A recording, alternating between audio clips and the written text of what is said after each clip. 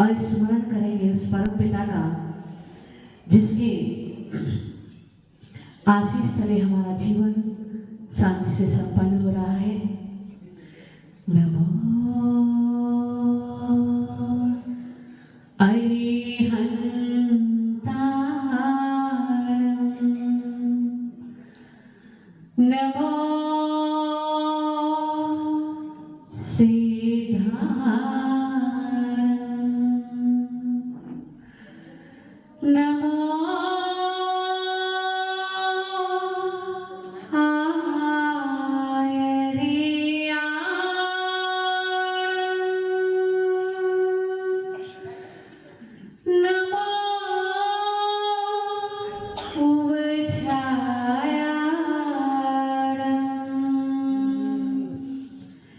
नमो नमो नमो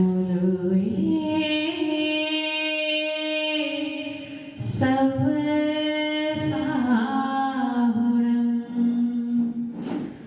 नमो लोए सब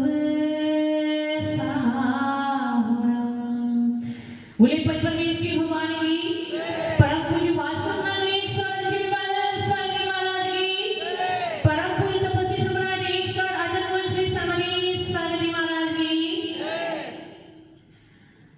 चिन्वाणी रस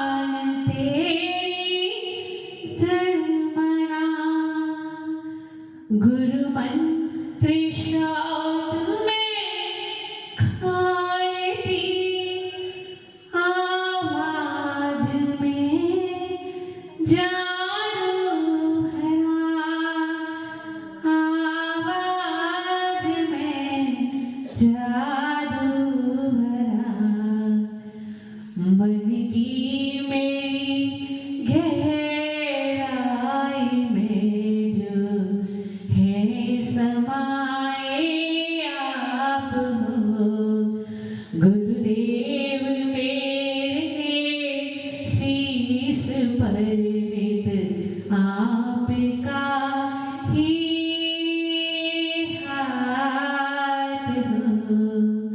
बोलिए परम राष्ट्रराज से सुंदर सागरदेव की ज्ञान ध्यान तप चारित्र को जो जन्म देती ऐसी जीने वाली माँ को मेरा सब प्रणाम है। ज्ञान ध्यान तप चारित्र को जो जन्म लेती ऐसी जीने वाली माँ को मेरा सब प्रणाम है। धीर में आवान जो बनाती जो मान ऐसी जीने देव की प्रिया को सब प्रणाम है। मान सम्मान करना सिखाती गुरुओं का मान सम्मान करना सिखाती गुरुओं का ऐसे जीने वाले माँ को मेरा सब प्रणाम है। ओंकार रूप और संगमति रूप है जो ऐसी जीने देव की प्रिया को सब प्रणाम है। ऐसी जीने देव की प्रिया को सब प्रणाम है। बोले तो आसाम चिन्वाणी माता की मंचा से आचरण एवं समस्त साधुओं के चरणों में मेरा नमोस्तुत वंदन। बोले समस्त आचार्य संघ की। आचार्य भगवान ने अपने स्तोपदेश नामक ग्रंथ में एक छोटी सी बहुत ही सुंदर कारिका कही है। विपत्ति मात्मनो मूढ़ परेशान एवं निच्युते धैर्यवान मृगाकीर्ण वनांतरतरुस्तवत्। क्या कह रहे हैं इसमें आचार्य भगवान? मृगाकीर्ण मृग आदि जंतुओं से भरे हुए। किससे? मृग आदि जंतुओं से भरे हुए। दह्यमान जो चारों तरफ से जल रहा है, जिस वन में चारों तरफ से अग्नि प्रज्वलित हो रही है, ऐसे उस वन में आगे क्या? दह्यमान मृगाकीर्ण वनांतर ऐसे उस वन में, ऐसे उस वन में जिसमें मृग आदि जंतु रहते हैं और जो चारों तरफ से जल रहा है, ऐसे उस वन के बीच में तरुस्तवत्, तरु कहते हैं वृक्ष को, और स्थित माने बैठे हुए, उस वन के बीच में जो वृक्ष है उस पर जो व्यक्ति बैठा हुआ है कैसा है? मूढ़ व्यक्ति है, भोला व्यक्ति है, क्योंकि वह नहीं जानता है। क्या नहीं जानता है? वह क्या नहीं करता है? परिश्रम मतलब दूसरों की विपत्ति के समान आत्मनो अपनी विपत्ति को न इच्छते नहीं देखता है।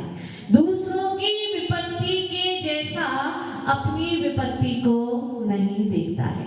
वह भोला प्राणी वृक्ष पर बैठा है और जिस वृक्ष पर बैठा है, जिस वन में वह वृक्ष है, उस वन में चारों तरफ से अग्नि प्रज्वलित हो रही है।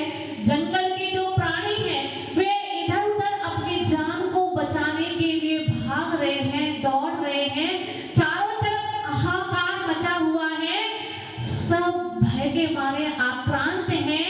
ऐसे उस वन के बीच में उस वृक्ष पर बैठा हुआ मनुष्य कह रहा है, देखो वो मृग चल रहा है, वह हाथी चल रहा है, वह चल रहा है, बाबर चल रहा है, सबको देख रहा है, लेकिन ये नहीं सोच पा रहा है कि जिस वन में वह बैठा है, जिस वृक्ष के ऊपर बैठा है, वह वृक्ष भी अन्य नहीं है, उस वन के अंदर ही है। जब सारा वन जल जाएगा, सारे वन में आग लगी हुई है, तो वह वृक्ष कैसे सही हो सकता है? वह वृक्ष कैसे बच सकता है? वह इसका विचार नहीं कर पा रहा है। दूसरे जो जीव जंतु हैं, जो हाहाकार कर रहे हैं, जो भय से आक्रांत हैं, इधर उधर दौड़ रहे हैं, अपने प्राणों की सुरक्षा करना चाहते हैं, उनको देख के ये सोच रहा है कि ये जल गया, वो जल गया, देखो कितना परेशान है, भाग रहा है, दौड़ रहा है, लेकिन नहीं सोच पा रहा है कि मैं भी इस वन में ही हूँ, मैं भी उस वृक्ष के ऊपर बैठा हूँ। वह वन की जो अग्नि है वह इस वृक्ष को भी जला करके भस्म कर देगी, तो मैं भी निश्चित रूप से भस्म हो जाऊंगा। क्या ऐसी स्थिति हमारी नहीं है? हम भी जब दूसरों को देखते हैं, सोचते हैं कितना दुखी है, कितना रोगी है, कितना पीड़ित है, दूसरों के कष्टों के बारे में हमेशा सोचते रहते हैं। यदि कोई व्यक्ति मरण को प्राप्त हो जाता है, हम जाते हैं उसका अग्नि संस्कार करने के लिए, वहां पर जितने भी लोग बैठते हैं, विचार करते हैं, भला मानुष था, सबकी सेवा करता था, परोपकार किया करता था, सज्जन व्यक्ति था। घंटों बैठ के जब तक उसकी अग्नि शांत नहीं हो जाती है, विभिन्न प्रकार की चर्चाएं करते हैं, उसका स्मरण करते हैं, लेकिन ये भूल जाते हैं कि आज ये व्यक्ति संसार में आया है तो कल मेरा भी नंबर आने वाला है।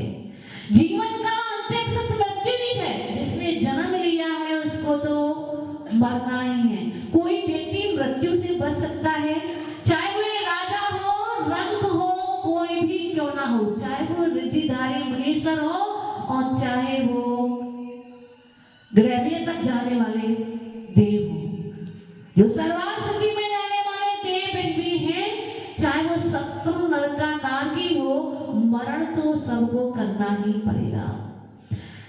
कलस्यामि कलस्यामि इति चिंतियेत्, मरस्यामि मरस्यामि इति विस्मयेत्। मैं कभी मरूंगा ये हम कभी विचार नहीं करते। करूंगा करूंगा करूंगा, ऐसा काम करूंगा, ये तो निरंतर चिंतन करते हैं, मनन करते हैं, विचार करते हैं कि मैं अमुक काम करूंगा। हर व्यक्ति के जीवन में बहुत सारे काम हुआ करते हैं, बहुत सारे कामों को संपादित करता है, कुछ पूरे हो जाते हैं, कुछ पूरे नहीं हो पाते हैं और कुछ आधे ही छूट जाते हैं, है ना। लेकिन फिर भी क्या विचार करेगा कि मेरा अमुक कार्य नहीं हो पाया था, मैं उस कार्य को करूंगा, लेकिन कभी ये विचार नहीं करता कि मैं मरूंगा। यदि इस बात का चिंतन कर ले, मनन कर ले, विश्वास कर ले कि मुझे एक दिन मरना ही है, चाहे वो कोई भी हो, सबको मरना है, यदि वे इसका विचार कर ले तो क्या होगा? तो वो कुछ अपने बारे में भी सोचेगा। लेकिन अपने बारे में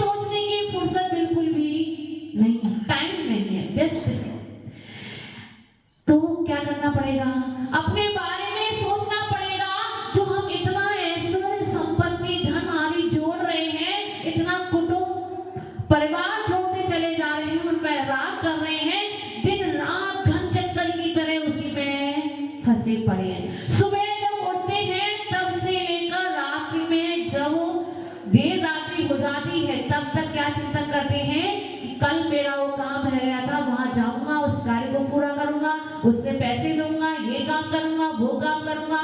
नाना प्रकार की योजनाएं उसके दिमाग में चलती रहती हैं, एक मिनट भी वो फ्री नहीं रहता है। नाना प्रकार के विचार करता है, चिंतन करता है, उसी उधेड़ बुन में लगा रहता है। सुबह से शाम हो जाती है लेकिन उसको विश्रांति नहीं मिलती है ना। कभी विचार नहीं करता कि जिन सबको मैं जोड़ रहा हूँ, जिनके ये संपत्ति जोड़ रहा हूँ, जिनके पीछे मैं भाग रहा हूँ, वो मेरे साथ में जाने वाले। आप जिनके लिए धन अर्जन कर रहे हो, गलत मार्ग का भी अनुसरण कर रहे हो, तो पाप का भागी कौन बनेगा? आप स्वयं बनेंगे। आप कितना भी पैसा इकट्ठा कर लें, जो मार्ग नहीं है, उस मार्ग का अनुसरण करते हुए भी कितनी धन संपत्ति आप अर्जन कर लें, चाहे किसी को, जब हम कोई व्यक्ति आता है और हम जब मोल तोल करते हैं, ठग लेते हैं किसी व्यक्ति को, तो हम कितने प्रसन्न होते हैं कि आज मैंने बहुत पैसा इकट्ठा कर लिया। हम क्या करते हैं? दूसरे व्यक्ति को ठगने के लिए नाना प्रकार के उपक्रम किया करते हैं, लेकिन भूल जाया करते हैं कि जिस संपत्ति को मैं अर्जित कर रहा हूं उसको अन्य लोग भोगेंगे और मुझे क्या मिलेगा? पाप मिलेगा। मैंने न्यायोचित मार्ग को छोड़कर पाप के मार्ग का अनुसरण करते हुए जो संपत्ति अर्जित की है, उसका दोष किसे लेगा?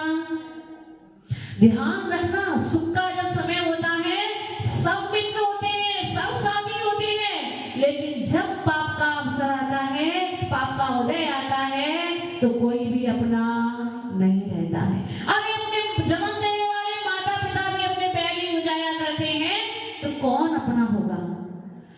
जो अपना है उसकी तो खबर नहीं है। मैं अपना हूं, अपने लिए क्या कर रहा हूं? आप बताओ, 24 घंटे में से कितना समय आप अपने लिए निकालते हो? कितना अपने बारे में सोचते हो, अपने बारे में चिंतन करते हो? नहीं करते। लेकिन ये याद रखो कि यदि अपने आप को भूलकर 24 घंटे दूसरों के में लगे रहोगे तो आपके हाथ में आने वाला कुछ भी नहीं है। अरे पूर्व जन्म में पुण्य का पौधा लगाया था, पुण्य एकत्रित किया था, उसके बल पर आज यहाँ सब कुछ अच्छा मिल गया, भाग्य था। लेकिन इस जन्म में नहीं सोचोगे, अपने लिए नहीं करोगे, तो क्या होगा?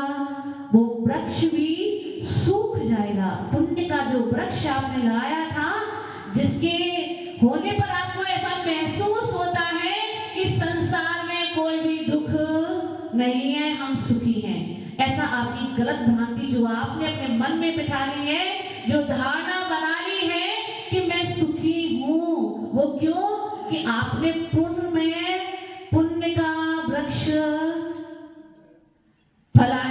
बोया था, बीज बोया था, उसको पुष्पित पल्लवित किया था, तो आज आपको संपत्ति मिली, अच्छा परिवार मिला, सब कुछ मिल गया, लेकिन इस जन्म में नहीं करोगे तो आगे मिलने वाला नहीं है। इसलिए अपने बारे में विचार करो। पहले क्या बनो? स्वार्थी बनो। जब तीर्थंकर भगवान भी दीक्षा लेते हैं तो सबसे पहले क्या करते हैं? दीक्षा लेते ही मौन धारण कर लिया करते हैं। पहले आत्महित करते हैं, फिर दूसरे की चिंता करते हैं। ये नहीं कह रहे कि दूसरों के बारे में मत सोचो, लेकिन दूसरों के बारे में सोचने से पहले अपने बारे में सोचो, क्योंकि वह जो मूर्ख व्यक्ति पेड़ पर बैठा है, वृक्ष पर बैठा है, वो ये तो सोच रहा है कि ये भले भोले प्राणी जल रहे हैं, मरण कर रहे हैं, लेकिन अपने बारे में नहीं सोच पा रहा है कि मैं भी जिस वृक्ष पर बैठा हूं वो वृक्ष भी जलने वाला है। तो हमारी भी कहीं ये स्थिति नहीं हो जाए कि पूरा जीवन हमारा यूं ही निकल जाए और हमें अपने हाथ में कुछ भी नहीं मिले।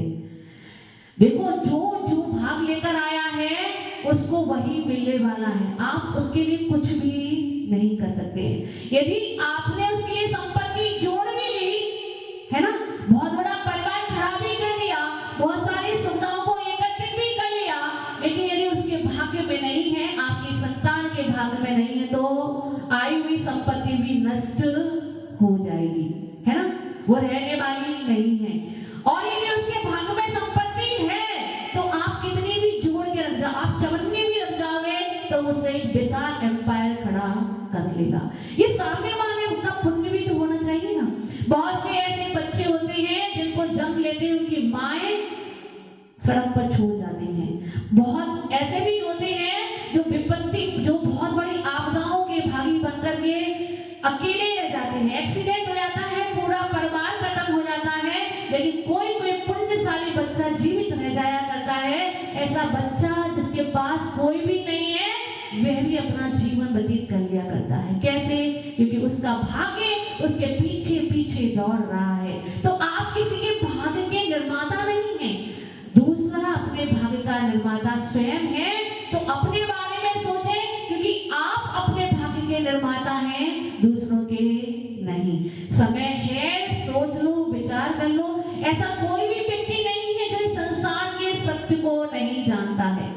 सबको पता है आए हैं और जाना है, कोई अपना नहीं है। खाली हाथ आए थे, खाली हाथ जाएंगे, एक सुई भी ले जाने वाले नहीं हैं। अपने कर्मों का फल हम स्वयं भोगते हैं। बहुत प्रकार से इन सब बातों का स्मरण करते हैं, लेकिन फिर भी परिवर्तन नहीं होता है। लेकिन ऐसा मत सोचो कि हम में यदि परिवर्तन नहीं हो रहा है तो हमें देशना गुरुओं की नहीं सुननी है। ये आज भले ही ऐसा हो सकता है कि आपका तीव्र कर्म का उदय है तो आपको ये सब बातें जान कर भी आप उस पर चल नहीं पा रहे हो, उस पर विश्वास नहीं कर पा रहे हो, उसके अनुकूल प्रवृत्ति नहीं कर पा रहे हो, लेकिन ना जाने कौन सा वे शब्द आपके जीवन को परिवर्तित कर दे। इसलिए ऐसा उद्यम, ऐसा पुरुषार्थ निरंतर करते रहिए। अपने बारे में सोचिए, दूसरों के बारे में सोचना छोड़ दीजिए। यदि ऐसा करेंगे तो आपको निश्चित रूप से पुण्य मिलेगा। जो पुण्य क्या, वह पुण्य आपको जो एकत्रित करेंगे आप, वह पुण्य आपके जीवन में साथ से पुण्य को उपलब्ध करें। बोले परम आचार्य हुआ से सुंदर सागर गुरुदेव की।